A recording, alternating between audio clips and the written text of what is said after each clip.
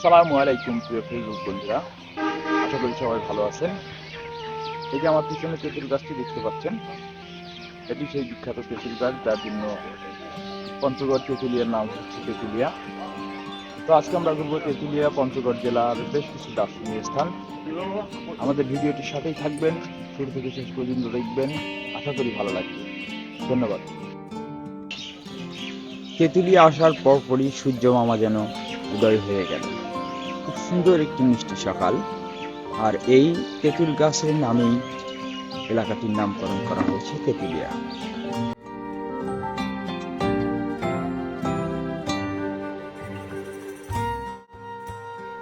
তেঁতুলিয়াতে সকালের নাস্তা সেরে আমরা সরাসরি রওনা হয়ে গেলাম বাংলাবান্ধা জিরো পয়েন্ট দেখার জন্য।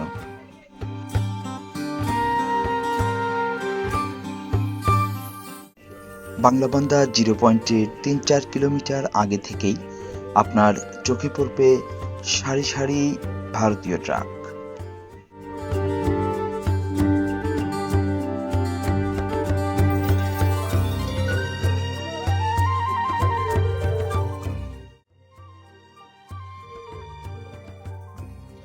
চলে এলাম তেঁতুলিয়ার সবচেয়ে যেটা প্রধান আকর্ষণ, বাংলাবান্ধা জিরো পয়েন্টে।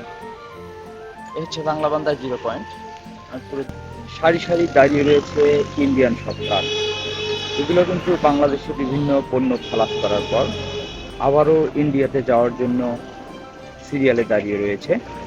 ইমিগ্রেশন চেকিং শেষে এগুলো আবারও ইন্ডিয়াতে প্রবেশ করবে। এগুলো কিন্তু সাধারণত পাথর এবং আমি যত খোঁজ নিয়ে জেনেছি আপেল, কমলা।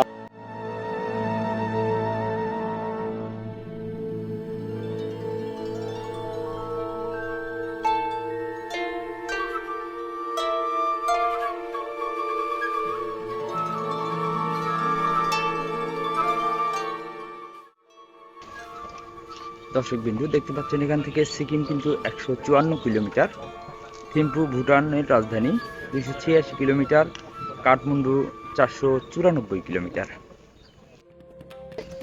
দেখছেন ওই অদূরে দেখা যাচ্ছে ভারতীয় গেট। সীমান্তরক্ষী বাহিনীর নিষেধ থাকা সত্ত্বেও আমরা এদিকে যেতে পারলাম না।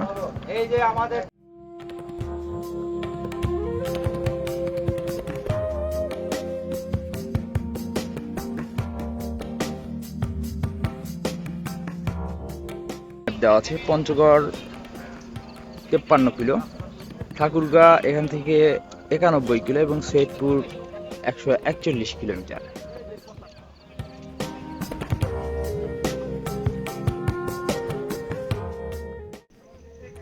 বাংলাবান্ধা জিরো পয়েন্টে বেশ কিছু সময় কাটানোর পর আমরা সরাসরি চলে গেলাম কাজী ফার্ম অ্যান্ড টি এস্টেটে।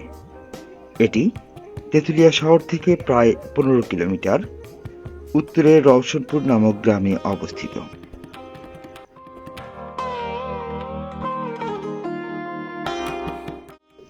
চাইলেই আপনি এখান থেকে ফ্রেশ গ্রিন টি নিয়ে যেতে পারেন। সুপ্রিয় দর্শক, এর সৌন্দর্য আপনাকে মুগ্ধ করে তুলবে। পরবর্তী ভিডিওতে দেখাবো তেঁতুলিয়া ডাক বাংলো। সবাই ভালোবেসে পাশেই থাকবেন। ধন্যবাদ।